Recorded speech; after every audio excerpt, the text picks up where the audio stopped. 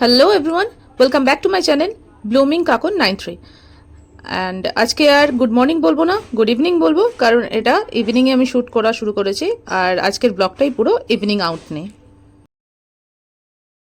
Blog শুরু করা মাত্রই আমি বেরিয়ে গেছিলাম বাইরে, কারণ আমি রেডিই ছিলাম, রেডি হয়ে ব্লগটা শুরু করেছিলাম। এখানে আমি বাইরে বেরিয়ে গেছি, আর এইটা ছিল আমার আউটফিট। আর এই যে তোমাদের ব্যাগটা আমি দেখাচ্ছি, এই ব্যাগটা অ্যাকচুয়ালি আমার কাছে একটু স্পেশাল, কারণ আমার দিদিভাই এটা গোয়া থেকে এনে দিয়েছিল আমাকে। আর আমি প্রায় বেশিরভাগ সময় আমি এই ব্যাগটাই ব্যবহার করি, কারণ এটা ক্যারি করতে খুব কমফোর্টেবল অ্যান্ড সব ড্রেসের সাথে মানিয়ে যায়। তো চলো রাস্তায় যাওয়া যাক। অ্যান্ড আমার সাথে আমার মাও বেরিয়েছিল, ওই যে মা পিছনে। এই জায়গায় ভিডিওটা কি হয়ে গেছিলো আমি বুঝতে পারিনি, একটু ঘোলাটে হয়ে গেছিলো, পরে আর এটা ঠিক করতে পারিনি, তাই এই ভিডিওটাই দিয়ে দিয়েছি। আর এই যে পিছনে আমাদের বাড়ির দিকে যাওয়ার রাস্তা, ওটা দেখাচ্ছিলাম, কারণ পুরোটা কীরকম অন্ধকার হয়ে গেছিলো 5টা সাড়ে 5টার সময়, সেটাই আমি তোমাদের ক্যাপচার করে দেখাচ্ছিলাম। আর এখানে এই যে আমি অটোতে উঠে গেছি, অটোর সাইডে বসেছিলাম, তো সাইড থেকে এইভাবে ভিউটা নিতে হয়েছে। রাস্তাটা ফাঁকাই ছিল, পুরো রাস্তা এরকম ছিল। আর এই যে হাবড়ায় নামার পরে এরকম ভিউটা খুব সুন্দর লাগছিল। দূরের আকাশটা দেখে মনে হচ্ছিল আমি যেন পাহাড়ে চলে এসেছি। আর এটা পাহাড়ের মার্কেট। এত সুন্দর একটা ভিউ দেখে এবং ক্যাপচার করার পর আমি আর মা চলে গেছিলাম ফুচকা খেতে। প্রথমেই ফুচকা খেতে গেছিলাম, কারণ অনেকদিন ধরে খাওয়া হয়নি। আর প্রথমে যে দোকানটাতে গেছিলাম সেই দোকানটার মেকিং আমার ভালো লাগেনি, তার জন্য নেক্সট দোকানে চলে গেছি। তো এখান থেকে ফুচকা খেয়ে আমরা চলে যাই সোজা স্টেশনে।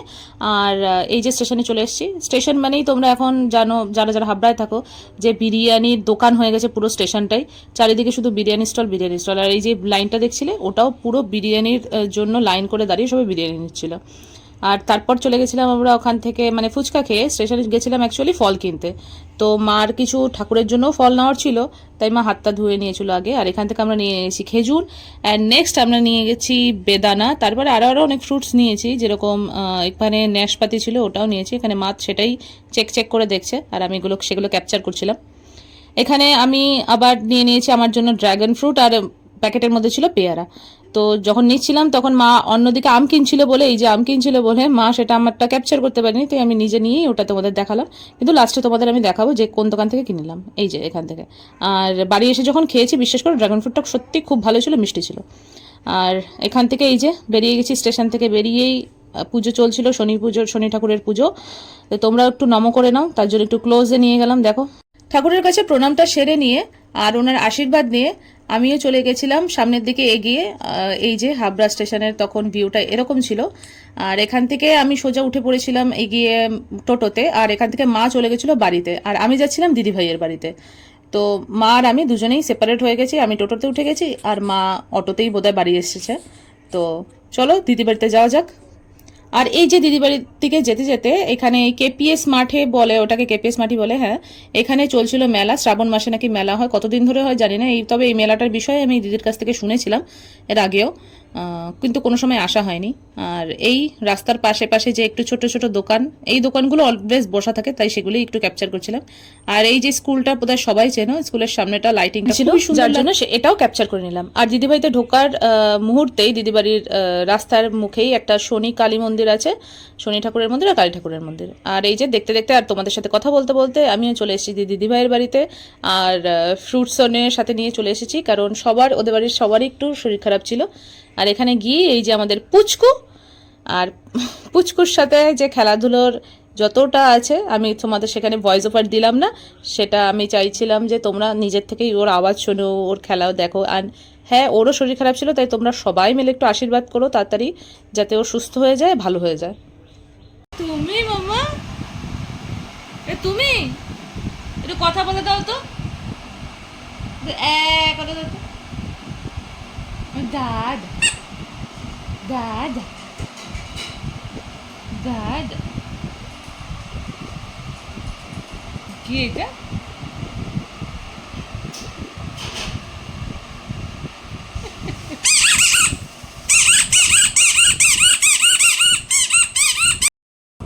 কে? উলি বাবা গো, উলি বাবা গো।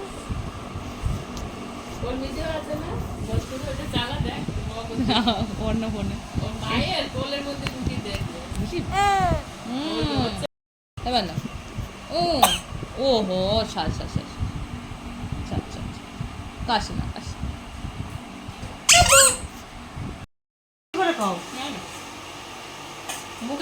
মাম্মা, ও মাম্মা, টাটা।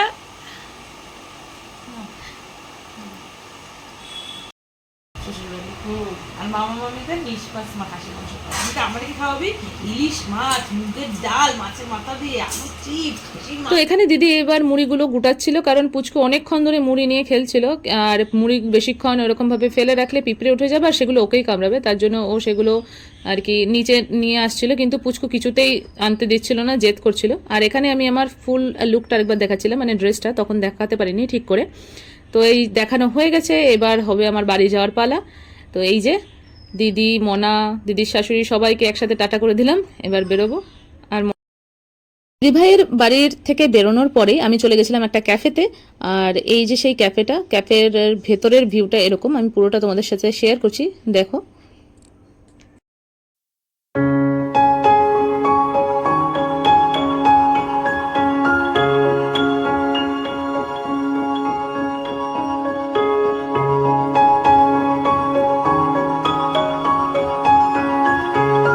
ক্যাফেতে যাওয়ার পরেই আমি একটা কোল্ড কফি অর্ডার দিয়েছিলাম, যেটা ছিল ভ্যানিলা ফ্লেভারের। আর অ্যাকচুয়ালি ভ্যানিলা ফ্লেভারের ওরা আইসক্রিমটা দিয়েছিল, যেহেতু ওর জন্য ওটা ভ্যানিলা ফ্লেভারের হয়ে গেছিলো। আর ওই আইসক্রিমের ওপরে ওরা একটু স্প্রিঙ্কলসও ছড়িয়ে দিয়েছিল, আর টেস্টটা ভালো ছিল। আর নেক্সট আমি অর্ডার দিয়েছিলাম Szechuan noodles, egg chicken Szechuan noodles. এই যে চলে এসছে এগ চিকেন সিজওয়ান নুডলস, আর এই যে গরম গরম ধোয়া বেরোচ্ছে, খুবই গরম ছিল, যার জন্য আমার একটু খেতে লেটও হচ্ছিল, কারণ এতটা গরম আর কি খাওয়া যাচ্ছিল না। তবে নুডলস যতই গরম থাকুক আমার তাড়াতাড়ি খেয়ে বেরোতে হতো, তার জন্য আমি খাওয়া শুরু করে দিয়েছিলাম গরম থাকা সত্ত্বেও। আর এই যে ভিডিওতে তোমরা দেখতে পাচ্ছ আমার লিপসিং হচ্ছে, মানে আমি কথা বলছি, তো আমার সাথে কেউ ছিল না, এই যে হেডফোনটা কানে গোজা আমার, সেই হেডফোনে আমি কথা বলছিলাম, আমার একটা কল এসেছিল ইম্পর্টেন্ট, তো সেটা আমি মিস করতে পারতাম না, তার জন্য ওই ভিডিও করার মাঝখানেই আমার উঠাতে হয়েছে। আর ভিডিও করতে করতে যদি কথা না বলতাম বা কথা বলে তারপর ভিডিওটা করতাম, তাহলে আর ভিডিওটা আমার করাই হতো না। তো যাই হোক, চলো খেয়ে দে তাড়াতাড়ি বেরোনো যাক, কারণ অনেকটা রাত হয়ে গেছে, আগেই বলেছি, এবার বাড়ি যেতে হবে, তো এবার বেরোনোর পালা। আর এই যে বাদ বাকি যেটা ছিল, অতটা তো খাওয়া যায় না একা, আর অনেকটা গরমও ছিল, তাই একটুখানি খেয়ে বাকিটা আমি প্যাক করে নিয়েছিলাম বাড়ি। খাওয়া দাওয়া শেষ করে আর বাকি খাবারটুকু প্যাক করে নিয়ে আমি পড়েছিলাম ক্যাফে থেকে বেরিয়ে, আর এই যে টোটোতে উঠে গেছি, এখন যাব বাড়ি। তো চলো যাওয়া যাক।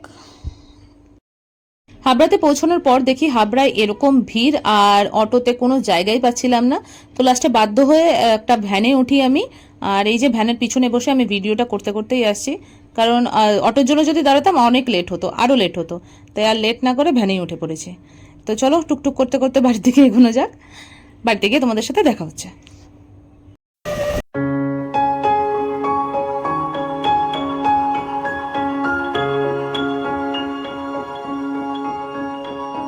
তো এখানে আমি চলে এসেছি বাড়িতে ফাইনালি, অ্যান্ড বাড়িতে আসার পর আমি ফ্রেশও হয়ে গেছিলাম।